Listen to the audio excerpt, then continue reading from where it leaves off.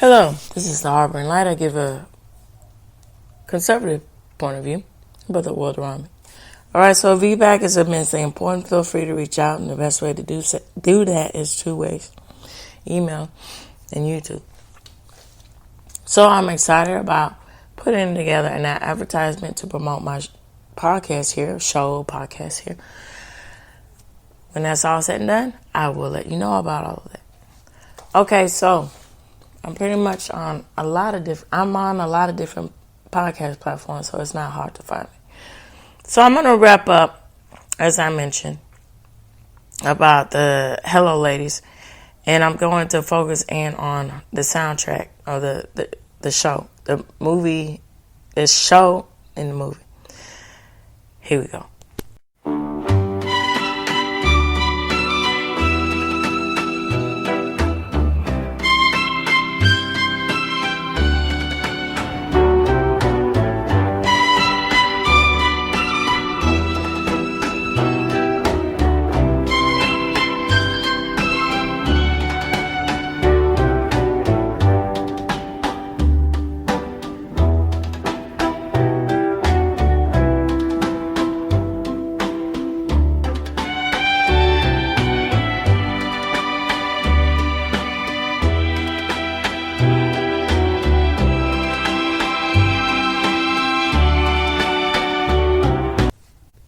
Okay, so my thoughts on the soundtrack. I always appreciate shows that take the due diligence or take the time to give respect, back to I don't know if that's the right phrase to coin it, golden age, to the age of sound of this is the soundtrack of your life type of music. And so where do I get that phrase from? I said it in brief connotations, brief mentionings before. But when I was growing up, it was very prevalent for, sometimes it's coined as retromercials, infomercials, what have you. And they would particularly come on either on late at night or on the weekend or what have you. I remember the earliest memory that I have is I was about 5 or 6, right? And I don't know, something about music really is pronounced to me. It stands out to me. And it was this particular commercial that was advertising the sound of the 80s, right? So we have it had, of course, the renowned Richard Mark. You have Cutting Crew. You have all of the well-renowned and well-respected in itself talking about the capsule of love in 80s and music and so forth. And so that in itself can serve as a, soundtrack for your life. What were you doing when you heard this song, so to speak? And it was really brought home when infomercials became more and more of its own in the 90s on to the early 2000s. There was this particular infomercial that would air particularly, simultaneously. And it was all about the soft rock, soft sounds of the 70s. And, before that, was it, I'm trying to think about it. It's not Robert Wagner, but it's Jack Wagner, okay? So Jack Wagner, for those who know, knows who don't, he was a predominant soap star, and then he had I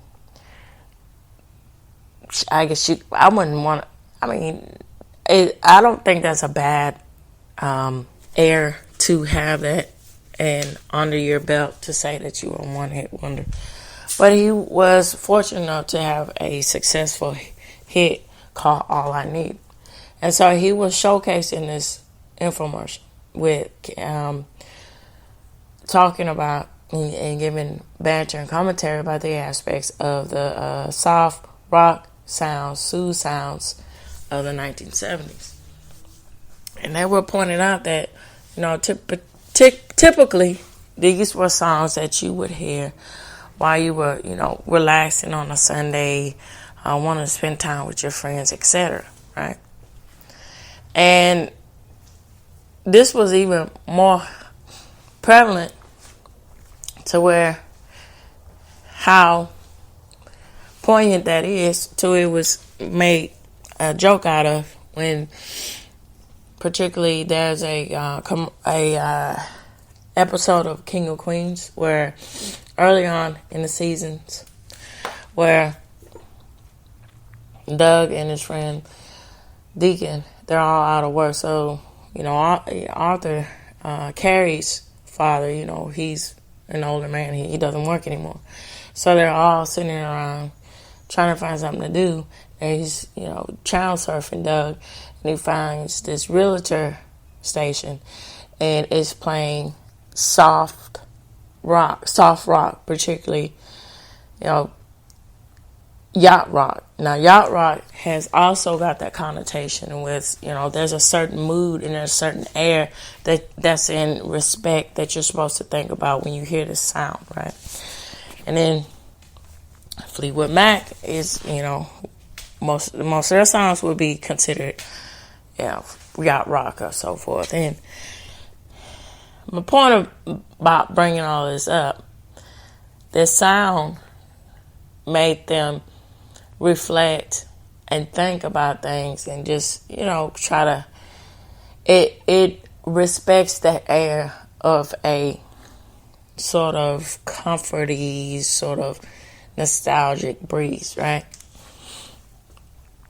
Now, this didn't reflect to the soundtrack of both the show and the movie. It has a lot to do to lay out the undertones of what is supposed to be the subject matter of the show. And to start out with Hall & Oates with the theme song, that is very clever. So Hall & Oates, particularly when they started out in their career, they were all about in respect of the aspects of being the approachable, sort of commercialized, rhythm and blues sort of rock, soft rock sort of reach of making social commentary about something. Now, the most renowned song that they have in respect that a lot of people know about is, but she's a bitch girl, right? And that is very reflective in the aspects of the atmosphere at that time when that particular song was recorded, released, and, popularized. Because at that time, people became more and more popular to be self-aware about things. And the aspects and the dynamics between the commentary about a song like that, it in itself is reflected of, what is the downside? What can be the downside of using your feminine wiles for your best advantage? Because, with all due respect, that song is all about a young woman, using her femininities to get what she wants. And what she does, she does that, and she does what she needs to do to get ahead, right? To get what she needs. So to have Hall & Oates start out introducing the Hello Ladies is in self-reflecting to talk about the mentality and the state of the main character in the show. When you break it down, certain lyrics, certain stanzas, I guess you can say, but certain chord in the song, I'm just a little lost boy looking for a lamb in the all night city. So, lamb, lost boy.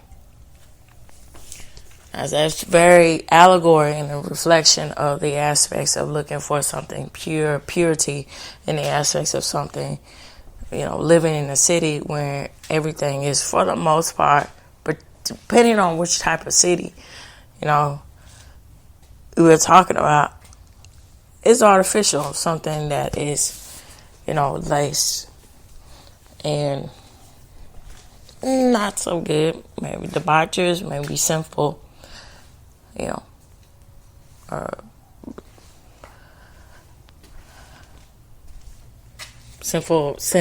sinful environment.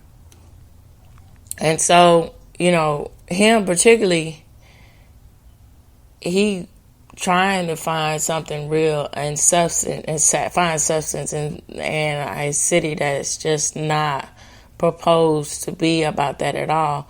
That's very reflective in that Hall & Oates song, Alone Too Long. And it goes into the consciousness about, these is reflective of a lot of what this self-loathing of being a musician or being famous, too. And so also it's on the flip coin of the main character, why I choose to go to LA, because the main character is a smart person. He's not an idiot, he's socially awkward, okay, you give it that, but he's not in any respect a moron. And so it's one of those things to also look at the other layer of the commentary about this show and the reflection of the songs that are showcased in the show. Was he fulfilling a self-prophecy that in actuality he's doing things to set himself up for failure, to get in his own way? Because, excuse me, I'm so sorry. Because in actuality, he does not want to find love. He's just kind of giving up, and he's just putting the airs on as if he really wants true love. But in retrospect, he probably doesn't. Because he's got his heart, he's probably just afraid, and he's just one of those things. He's not admitting that. And that's why, he chooses to be this sort of putting on these airs in LA. And this is very reflective a lot in the movie, and it ties up a lot of loose ends to where that might be true. And so you go on a lot in between the movie and the show with the soundtrack of really it's painting a musical story about the all entailed lives of these main characters, and to where, as in respect, I've said that a lot of times. Sometimes music can say so much more than we can actually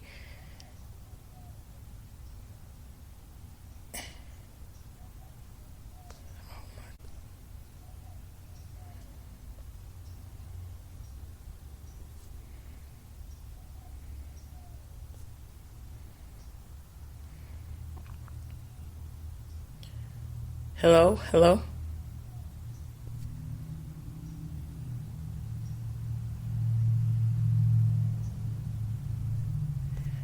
All right, so I'm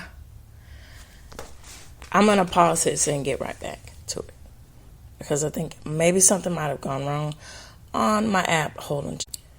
I think everything's okay, so seems like it is working okay. All right, so let me get back to what I was saying here. So, as I was mentioning, music a lot of times can express so much than mere communication, mere words, imagery can do. And it was very clever. Each song that was selected in the show and the movie really showcased the internal loathing that most of the characters were experiencing. Now, this was very prevalent when we get into the main character here, because in his search for this particular woman that was supposed to be, quote unquote, his was a literary allegory, that white whale, or literary allegory, his Helena, Helena of Troy, Helen of Troy, or the Botticelli, the Venus here, his Venus, in more respect, his Venus, that he's seeking for his fortune with that.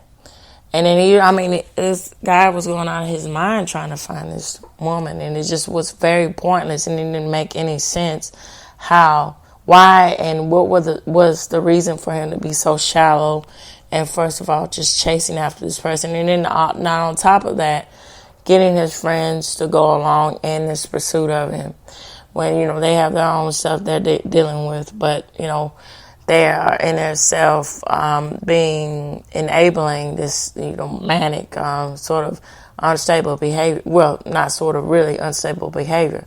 And when he finally, quote unquote, gets his girl, he becomes this wimp, she just tosses him. It leads to it where she, puts on perspective is that she might be interested, but she's really using him. And then, when he goes and they have this sort of, and looks like they're going to be more embraceable, but the way that she approaches it is from a youthful perspective, and he acts like a teenager when he's, when they are, quote unquote, supposed to be more intimate with one another. It shocks him down to reality because he realizes, there's more to life, and because of his finding out what's happening with his friend Jessica, right? When he realizes she puts herself aside for his needs, and he goes back to her. Now, this is really resolved a lot in the movie to where they actually have a intimate encounter. And it seems as if they might have a relationship, but that just doesn't resolve itself because she has her issues that she just can't overcome. Now, Look Who's Lonely Now, this song here, it really is even the visual matching the song is very suiting into the aspects of what the commentary is supposed to be about in the show. That you keep, and that's what the song is all about, chasing after something superficial, artificial, when what you really need is right right in front of you or somewhere else, But in this case, in the song, it's saying that he is the person that this woman is been wanting all along, and he'll be there until she realizes that.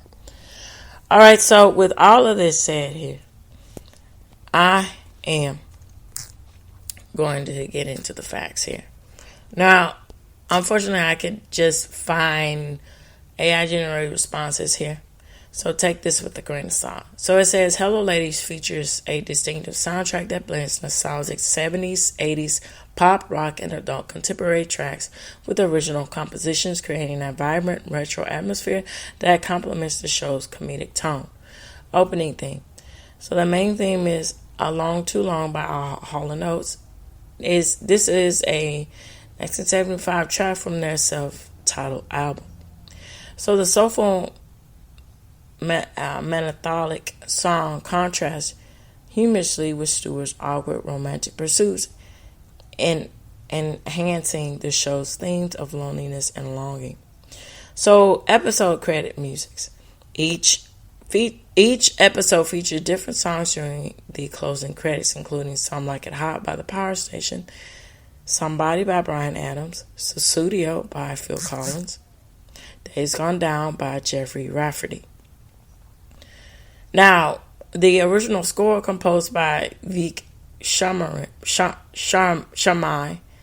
The original score has this original score is a cool, glamorous, and a 1980s inspired feel, designed to reflect Stewart's idealized fantasy of life in Los Angeles. His music often underscores the show's surreal and rich comedy moments. Now, the movie soundtrack. Now, the film in 2014, Hello Ladies, the movie includes additional tracks such as Mr. Loverman by Reggae Funksters, used in a flashback, The Love Clove by Frank K. Pola, and Bringing on the Night by Robbie Neville, with the final scene ending on Days Gone Down. So, there on top of this, you have Prime Video HD DVD release, including deleted scenes and behind the scene features that was included on 2025. And so that was really good about eras like this. You got to the mid 2010s all the way to the aspects of Blu-ray, DVDs, and so forth. You get extended commentary about certain shows, and you go into depth, and you get even more of a glimpse about the process of what's going on and why these sort of things happen. And I think that's a lot of